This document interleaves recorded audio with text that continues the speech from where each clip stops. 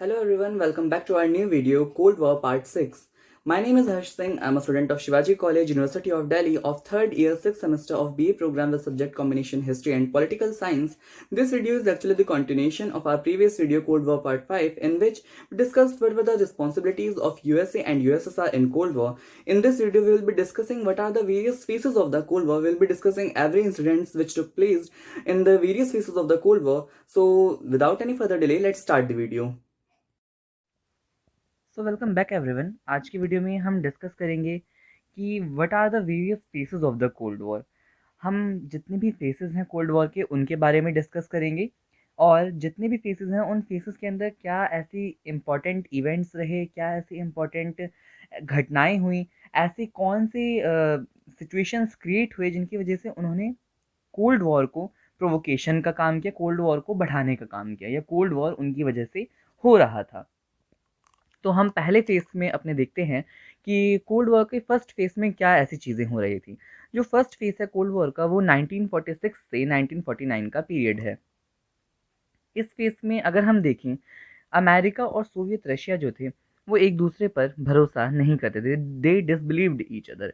America जो था वो हमेशा ट्राई करता रहता था ताकि वो कंट्रोल कर सके जो रेड रिजीम है रशिया का, यानी कि सोवियत सोशलिस्ट रिपब्लिक जो है उसको वो अपने अंडर कंट्रोल चला सके, रशिया उसके हिसाब से चले। अमेरिका की कोशिश रहती थी। विदाउट एनी हेजिटेशन जो सोवियत रशिया था उसने भी इस्टेब्लिश करके दिखा दिया कम्युनिज्म को और डिस्ट्रॉय कर दिया डेमोक्रेसीज़ को। कहाँ पर? पोलैंड में, बुल्गारिया में, रोमानिया में, हंगेरी में, यूगोस्लेविया में और भी अदर जो ईस्टर्न यूरोपियन कंट्रीज़ थी वहाँ पर उसने कम्युनिज्म को, यूएसएसआर ने इस्टेब्लिश कर दिया। In order to reduce Russia's hegemony, एक कंट्री का हेजीमोन होना यानी कि वो वर्ल्ड में अपनी सुपरियॉरिटी रखती है, और रशिया की हेजीमनी जो थी वो लगातार एक वर्ल्ड के फ्रेम में बढ़ती जा रही थी, ग्लोबली वो लीड कर रहा था। तो रशिया की हेजीमनी को रिड्यूस करने के लिए, उसकी सुपरियॉरिटी को कम करने के लिए अमेरिका जो था वो हेल्प करने लगा ग्रीस और टर्की को ट्रूमैन डॉक्ट्रिन की हेल्प के ज़रिए। ट्रूमैन डॉक्ट्रिन जो कि 12 मार्च 1947 को ऑफिशियली फोर्स में आया था, इट वाज ऑफिशियली डिक्लेयर्ड, उसके ज़रिए ये काम हो रहा था। मार्शल प्लान के अकॉर्डिंग जो कि 5 जून 1947 को डिक्लेयर किया गया था, अमेरिका उसके ज़रिए फाइनेंशियल असिस्टेंस जो है उसको प्रोवाइड करवा रहा था वेस्टर्न कंट्रीज़ को। इस फेज़ में हो क्या रहा था, नॉन विड्रॉल देखा गया आर्मी का ईरान से सोवियत रशिया के द्वारा, यानी कि सोवियत रशिया जो था उस टाइम पर ईरान से उसने अपनी आर्मी को इस टाइम पीरियड में नहीं विड्रॉ किया। बर्लिन ब्लॉकेड जैसी और भी घटनाएं यहाँ पर हमें देखने को मिली, जिसकी वजह से कोल्ड वॉर जो था वो और ज़्यादा इंटेंस होता जा रहा था, फ्यूरियस होता जा रहा था, कोल्ड वॉर बढ़ रहा था इसकी वजह से। After the formation of NATO in 1949 जो कोल्ड वॉर था उस एक हॉल्ट देखने को मिला। अब हम बढ़ते हैं हमारे सेकंड फेज़ की तरफ, which is from 1949 to the year 1953। ये जो टाइम पीरियड है ये इम्पॉर्टेंट हो जाता है क्योंकि इस टाइम पीरियड में भी कुछ ऐसी घटनाएं हुई जो कि कोल्ड वॉर में और ज़्यादा आग में घी में आग की तरह का काम कर रही थी। तो इन दिस फेज़ एक ट्रीटी जो थी वो साइन हुई थी, जो कि ऑस्ट्रेलिया, न्यूज़ीलैंड और अमेरिका के साथ इन तीनों के बीच में साइन हुई थी। ये हुई थी सितंबर 1957 में, which was known as angels. America जो है उसने भी इस ट्रीटी को साइन किया था। साथ में अमेरिका ने एक और ट्रीटी साइन की थी जो कि जापान के साथ की गई थी 8 सितंबर 1951 को। एट दैट टाइम जो आर्मामेंट्स जो थे वो रशिया और जो चाइना से लिए जा रहे थे, रशिया से आर्मामेंट्स लिए जा रहे थे, चाइना से जो आर्मी की हेल्प थी और रशिया से भी, दोनों ही कंट्रीज से ली जा रही थी, और नॉर्थ कोरिया इन हेल्प को ले रहा था रशिया और चाइना से। और नॉर्थ कोरिया ने इन हेल्प को पा के डिक्लेयर कर दिया वॉर, किसके अगेंस्ट? अपने ही पड़ोसी साउथ कोरिया के against. Then with the help of UNO जो अमेरिका था उसने मिलिट्री एड जो है वो साउथ कोरिया को प्रोवाइड करना शुरू कर दिया। हालांकि बोथ नॉर्थ कोरिया और साउथ कोरिया दोनों ने ही एक पीस ट्रीटी को साइन करा 1953 में और अपने बीच का जो वॉर था उसे एंड कर दिया। In order to reduce the impact of Soviet communism, यानी कि सोवियत कम्युनिज्म के इम्पैक्ट को कम करने के लिए अमेरिका ने ह्यूज अमाउंट ऑफ डॉलर्स को इन्वेस्ट करना शुरू कर दिया कम्युनिज्म के खिलाफ प्रोपोगेंडा चलाने के लिए। एक प्रोपोगेंडा चलाने के लिए कि कम्युनिज्म बेकार है, ये एक फॉल्स आइडियोलॉजी है। इस चीज़ के लिए जो प्रोपोगेंडा चलाया जा रहा था उसके लिए काफ़ी सारी एक्टिविटीज़ की ज़रूरत होती है अलग अलग कंट्रीज़ के अंदर, जहाँ पे भी रशिया का स्फेयर जो था वो इन्फ्लुएंस का बढ़ता जा रहा था। वहाँ पे प्रोपोगेंडाज चलाए जाते हैं और इस प्रोपोगेंडाज को चलाने में America huge amount of dollars को इन्वेस्ट करता जा रहा था। दूसरी तरफ जो सोवियत रशिया था वो भी एकदम बराबर में आने की कोशिश कर रहा था अमेरिका के। कैसे? वो टेस्ट कर रहा था एटम बॉम्ब्स को, वो भी एटम बॉम्ब टेस्ट कर रहा था। अब हम बढ़ते हैं हमारे थर्ड फेज की तरफ, कोल्ड वॉर के। थर्ड फेज में क्या हो रहा था? थर्ड फेज में भी कुछ ऐसी अहम घटनाएं हुई जो कि कोल्ड वॉर को और ज़्यादा बढ़ाने का काम कर रही थी। ये पीरियड, टाइम पीरियड जो है, it is from 1953 to the year 1957। पहला पॉइंट देखते हैं। अब जो यूनाइटेड स्टेट्स ऑफ अमेरिका था इस टाइम पीरियड में, उसने सीटो का फॉर्मेशन किया 1954 में। SEATO, सीटो का फॉर्मेशन किया 1954 में, इन ऑर्डर टू रिड्यूस जो सोवियत रशिया का इन्फ्लुएंस है उसे कम करने के लिए। 1955 में ही अमेरिका ने फॉर्म किया मीडो को। मिडल ईस्ट में मीडो का फॉर्मेशन किया गया 1955 में अमेरिका के ही द्वारा। ये भी इसीलिए था ताकि वो सोवियत रशिया के इम्पैक्ट को कम कर सकें। एक शॉर्ट स्पैन ऑफ टाइम में ही हम लोग देखेंगे कि एक शॉर्ट पीरियड ऑफ टाइम में ही अमेरिका जो था उसने मिलिट्री असिस्टेंस प्रोवाइड की थी 43 कंट्रीज़ को। 43 कंट्रीज़ को मिलिट्री असिस्टेंस प्रोवाइड करना एक बहुत ही बड़ी बात है।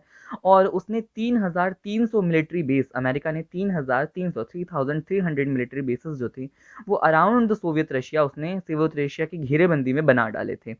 एट दैट टाइम जो वियतनाम वॉर था वो भी 1955 में स्टार्ट हो चुका था। To reduce the American power, America की पावर को रिड्यूस करने के लिए रशिया जो था उसने वॉर्सो पैक्ट को साइन करा 1955 में। रशिया जो था उसने एक डिफेंस पैक्ट भी साइन किया 12 कंट्रीज के साथ। जर्मनी जो कि डिवाइड हो चुका था अब फेडरल रिपब्लिक ऑफ जर्मनी के नाम से, वो दो हिस्सों में डिवाइड हो चुका था जर्मनी। एक तो फेडरल रिपब्लिक ऑफ जर्मनी जो कि चल रहा था अमेरिकन कंट्रोल के अंदर, वहीं दूसरी तरफ जर्मन डेमोक्रेटिक रिपब्लिक जो कि अंडर सोवियत रशिया था, यानी कि सोवियत रशिया के कंट्रोल के अंदर चल रहा था। तो 1957 में सोवियत रशिया ने इंक्लूड कर लिया स्पुतनिक को अपने डिफेंस प्रोग्राम के अंदर। 1953 में एक बहुत ही अहम घटना होती है जहां पर हमें स्टालिन की डेथ देखने को मिलती है, यानी कि वहाँ के प्रेसिडेंट जो यूएसएसआर के प्रेसिडेंट थे स्टालिन, उनकी डेथ हो जाती है 1953 में। और क्रुश्चेव जो थे अब वो सोवियत रशिया के प्रेसिडेंट बन जाते हैं। 1956 में एक एग्रीमेंट साइन होता है between America and Russia regarding the shoes crisis. Shoes crisis उस टाइम पे चल रहा था, तो उसके रिगार्डिंग भी एक अग्रीमेंट जो है वो साइन होता है। ये सारी इंपॉर्टेंट घटनाएं हैं, हमें इन सबको देखने की ज़रूरत है। इन घटनाओं के ज़रिए ही कोल्ड वॉर जो है वो लगातार बढ़ता जा रहा था और इंटेंस होता जा रहा था। अमेरिका जो है वो अग्री करता है इस ट्रीटी के ज़रिए कि वो हेल्प नहीं करेगा अपने अलाइज, जैसे कि इंग्लैंड हो गए, फ्रांस हो गए, इनकी हेल्प नहीं करेगा। इनफैक्ट जो एशिया था इस वजह से वो एक बहुत ही बड़े वॉर के डेंजर से बच गया। अब हम बढ़ते हैं हमारे चौथे phase, fourth phase of the cold war की तरफ, जिसका टाइम पीरियड है 1957 टू द ईयर 1962। अब 1959 में रशियन प्रेसिडेंट क्रुश्चेव जो थे वो एक ऐतिहासिक टूर पे जाते हैं अमेरिका के, जो कि एक बहुत बड़ी बात थी उस टाइम पर जाना उनके लिए। तो दोनों ही कंट्रीज़ जो थी वो अनॉय हो चुकी थी, बहुत ही ज़्यादा परेशान हो चुकी थी। दो इंसिडेंट्स हुए थे, एक U2 एक्सीडेंट था और एक बर्लिन क्राइसिस था। इन दोनों ही इंसिडेंट्स से दोनों ही कंट्रीज़ यूएसएसआर और यूएसए परेशान हो चुके थे। 13 अगस्त 1961 सोवियत रशिया जो है एक बर्लिन वॉल का क्रिएशन करता है। हम सब जानते हैं बर्लिन वॉल के बारे में। सोवियत रशिया 13 अगस्त 1961 को बर्लिन वॉल का क्रिएशन करता है, उसे बनाता है। और ये वॉल जो थी वो 25 किलोमीटर्स लॉन्ग वॉल थी। इन ऑर्डर टू चेक कि इमिग्रेशन जो है ईस्टर्न बर्लिन से वेस्टर्न बर्लिन में वो कैसे हो रहा है, कितना हो रहा है, उस चीज़ को समझने के लिए, उसका एनालाइजेशन करने के लिए सोवियत रशिया ने इस बर्लिन वॉल का क्रिएशन किया था। 1962 में क्यूबा का जो मिसाइल क्राइसिस था उसने भी कोल्ड वॉर को और ज़्यादा बढ़ाने का काम किया। उसने भी काफ़ी हद तक कंट्रीब्यूट किया कोल्ड वॉर में। ये जो इंसिडेंट था, this incident created an atmosphere of conversation between American president Kennedy and Russian president Khrushchev. ये एटमॉस्फेयर एक क्रिएट हो रहा था इन इंसिडेंट्स की वजह से। ऐसा एक एटमॉस्फेयर सा क्रिएट हुआ जिसकी वजह से जो रशियन प्रेसिडेंट थे और जो अमेरिकन प्रेसिडेंट थे, दोनों के दोनों को एक दूसरे के साथ बात करनी पड़ी। अमेरिका ने अश्योर किया रशिया को दैट वो अटैक नहीं करेगा क्यूबा के ऊपर, क्योंकि क्यूबा उस टाइम पे अगर हम लोकेशन देखें तो क्यूबा जो है वो अमेरिका के बहुत ही पास है। और अमेरिका को इन ऑर्डर टू डराने के लिए कि एक टेंशन सी बनी रहे अमेरिका को, वहाँ पे रशिया ने अपना मिलिट्री बेस जो है वो क्रिएट कर दिया था। वहाँ पे मिसाइलें तैनात कर दी थी और अमेरिका को ये डर लगा रहता था कि एनी टाइम वो मिसाइलें अमेरिका पे अटैक कर सकते हैं, क्योंकि उस टाइम पे पॉलिटिकल क्लाइमेट ही इतना ज़्यादा टेंस्ड हो रखा था। तो यहाँ पे इन घटनाओं की वजह से दोनों ही प्रेसिडेंट एक दूसरे के साथ बात करते हैं और ये अश्योर किया अमेरिका ने कि वो क्यूबा पे अटैक नहीं करेगा, क्यूबा अंडर कंट्रोल रशिया के चले जैसे चल रहा है, और रशिया ने जो है उस टाइम पे विड्रॉ कर लिया अपनी मिसाइल को, जो मिसाइल स्टेशंस है वहाँ क्यूबा से उसने विड्रॉ कर लिया रशिया ने, ताकि अमेरिका को भी ये खतरा ना लगे। अब हम बढ़ते हैं हमारे फिफ्थ फेज़, जो कि 1962 से 1969 के समय का है। जो हमारा फिफ्थ फेज़ है, ये बिगिन होता है 1962 में, जिसको हम एक माइलस्टोन भी कह सकते हैं, क्योंकि यहाँ पे एक म्यूचुअल सस्पिशन देखने को मिलता है हमें यूएसए और यूएसएसआर के बीच में। म्यूचुअल म्यूचुअल सस्पिशन जो कि मैं पहले भी डिस्कस कर चुका हूँ इसके बारे में। There was a world wide concern demanding ban on nuclear weapons. उस टाइम पे वर्ल्ड वाइड एक हम देखेंगे कि कंसर्न जो है हमें देखने को मिलता है, हर तरफ से जो है डिमांड उठ रही थी कि न्यूक्लियर वेपन्स को कम्प्लीटली बैन कर दिया जाए। इन दिस पीरियड जो इस टाइम पीरियड में हो क्या रहा था, हॉटलाइन जो थी वो एक मतलब कॉल, एक तरीके से एक दूसरे से बात करने का एक ज़रिया, हॉटलाइन जो थी वो स्टैब्लिश हो चुकी थी। व्हाइट हाउस और Kremlin, white house American president का होम, क्रेमलिन जो है वो रशियन प्रेसिडेंट का होम, दोनों ही जगहों पे बीच में जो है वो हॉटलाइन स्टैब्लिश हो चुकी थी। इस वजह से दोनों ही जो पार्टीज़ थी वो कंपेल हुई रिफ्रेन करने के लिए न्यूक्लियर वॉर से दूर रहने के लिए। इन स्पाइट ऑफ दैट जो वियतनाम प्रॉब्लम थी और जो जर्मनी की प्रॉब्लम थी, इसने दोनों ही यूएसए और यूएसएसआर के बीच में कोल्ड वॉर को लगातार बनाने का काम किया, लगातार कोल्ड वॉर बना रहा। अब हम बढ़ते हैं हमारे छठे फेज़, जो कि है सिक्स्थ फेज़, यानी कि 1969 से लेके 1978 का पीरियड, जिसे इंग्लिश में डेट एंड या फिर हिंदी में देतान भी कहा जाता है। ये है क्या? ये वो समय है जहाँ पर हमें देखने को मिलेगा कि कुछ हद तक जो प्रॉब्लम्स थी यूएसए और यूएसएसआर के बीच में वो कम हो गई थी। यूएसए और यूएसएसआर कुछ हद तक क्लोज भी आ गए थे और रिलेशंस जो थे वो थोड़े से इम्प्रूव होने लगे थे। तो अब इस पीरियड में क्या हो रहा था वो हम इंस्टेंट्स को नज़र डालते हैं। ये जो फेज़ है ये शुरू होता है 1969 से, जिसे हम डेटेंट के नाम से जानते हैं, देतान के नाम से भी जानते हैं, जो कि यूएसए और यूएसएसआर के बीच का था समय। द अमेरिकन प्रेसिडेंट निक्सन और जो रशियन प्रेसिडेंट ब्रेज़नेव थे, दोनों ने ही इस टाइम पीरियड में एक इम्पॉर्टेंट रोल प्ले किया कोल्ड वॉर को ख़त्म करने के लिए। सॉल्ट उस टाइम पर जो था वो 1972 में हो चुका था, क्रिएट हो चुका था। इसका मतलब होता था कि वो आर्म्स जो हैं उनकी, उनका लिमिटेशन करेंगे। तो इसमें ये चीज़ें, इस सॉल्ट 1972 में ये इसके अंदर डिस्कस किया गया था कि आर्म्स का लिमिटेशन किया जाएगा, न्यूक्लियर आर्म्स जो हैं स्पेशली। जो ये जो समिट थी, ये एक समिट कॉन्फ्रेंस ऑन सिक्योरिटी, ये जो चीज़ थी ये 1975 में हुई थी। ये वाली conference, summit conference on security, 1975 में हेलसिंकी में हुई थी। और बेलग्रेड में कॉन्फ्रेंस हुई थी, एक बेलग्रेड कॉन्फ्रेंस करके उसका नाम है, बेलग्रेड कॉन्फ्रेंस 1978 में हुई थी, जिसने अमेरिका और रशिया दोनों को ही नज़दीक लाने का काम किया। 1971 में क्या हो रहा था, American foreign secretary Henry Kissinger जो थे, उन्होंने एक सीक्रेट विजिट किया चाइना में। वो सीक्रेटली विजिट करते हैं चाइना में ताकि वो एक्सप्लोर कर सकें उन सभी पॉसिबिलिटीज़ को कि किस तरीके से चाइना को री अप्रोच किया जा सके, अपने पास लाया जा सके। जो अमेरिकन ये जो मूव था वो चाहते थे कि वो डायगो गार्सिया को, एक जो जगह है उसको कन्वर्ट कर सकें अपने मिलिट्री बेस में, और उनका मकसद इस चीज़ के करने के पीछे ये था ताकि वो इंडियन ओशियन में सोवियत रशिया की क्या प्रेजेंस है उसको समझ सकें, वहाँ पे वो कैसी घटनाएं कर रहा है, कैसे एक्शंस कर रहा है, उन चीज़ों को वो समझ सकें, उसका एनालाइजेशन कर सकें। बांग्लादेश क्राइसिस जो 1971 का था, और जो इजिप्ट इजराइल वॉर जो 1973 का था, ये दोनों इस टाइम पीरियड में क्या हो रहा था, these the two super powers extended support to the opposite sides. इन दोनों ही सुपर पावर्स ने अपोजिट साइड्स को अपना सपोर्ट जो है वो दिया था।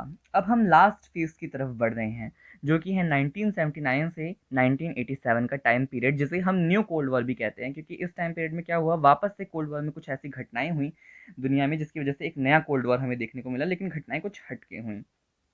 इस फेस में काफ़ी चेंजेस हमें देखने को मिले जो कि हमने नोटिस किए। दैट इज़ वाई हिस्टोरियंस इसे कहते हैं कि ये नया फेस था कोल्ड वॉर का। 1979 में जो अमेरिकन प्रेसिडेंट कार्टर थे और रशियन प्रेसिडेंट ब्रेजनेव थे, उन्होंने सॉल्ट 2 को साइन किया।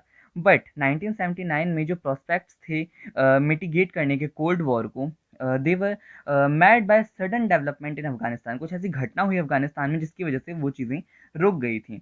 वियतनाम का 1979, अंगोला का 1976, इथियोपिया का 1972, और जो अफगानिस्तान का 1979 के इश्यूज थे, इसने सक्सेस दी रशिया को, जो कि अनबेयरेबल थी अमेरिका के लिए। इन सभी घटनाओं में रशिया को सक्सेस मिली और अमेरिका को ये बिल्कुल भी नहीं भाया, पसंद नहीं आया। अमेरिकन प्रेसिडेंट कार्टर जो थे, उनके ह्यूमन राइट्स की जो बातें थीं और ओपन डिप्लोमेसी जो वो दिखाते थे, कहते थे, करते थे, वो रशिया के द्वारा क्रिटिसाइज़ की गई। जो SALT II था, it was not ratified by the US senate now, और 1980 में अमेरिका जो था उसने बॉयकॉट किया ओलंपिक गेम्स का, जो कि है मतलब हो रही थी मॉस्को में, जो रशिया की राजधानी है मॉस्को, यूएसएसआर की उस टाइम पे भी थी।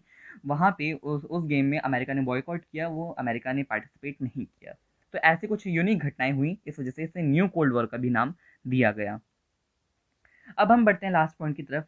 1983 में रशिया जो था उसने विड्रॉ कर लिया, बात करने से मना कर दिया मिसाइल्स के ऊपर अमेरिका से 1983 में। 1984 में रशिया ने बॉयकॉट भी किया, अगेन जैसे कि पिछली बार अमेरिका ने किया था, इस बार रशिया ने बॉयकॉट किया ओलंपिक गेम्स का, जो कि लॉस एंजलिस में हो रहे थे। जो स्टार वॉर एक तरीके का अमेरिकन प्रेसिडेंट रोनाल्ड रीगन का हो रखा था, स्टार्ट हो रखा था, उस वजह से काफ़ी ज़्यादा रशिया जो था वो अनॉय हो गया था, परेशान हो गया था। इस तरीके से जो न्यू कोल्ड वॉर था अमेरिका और रशिया के बीच में, वो टिल 1987 तक चला। तो ये था हमारा आज का वीडियो। अगली वीडियो में हम और भी चीज़ों के कुछ और भी पॉइंट्स के बारे में डिस्कस करेंगे। तब तक के लिए stay home, stay safe, stay tuned, stay healthy and keep learning. Bye.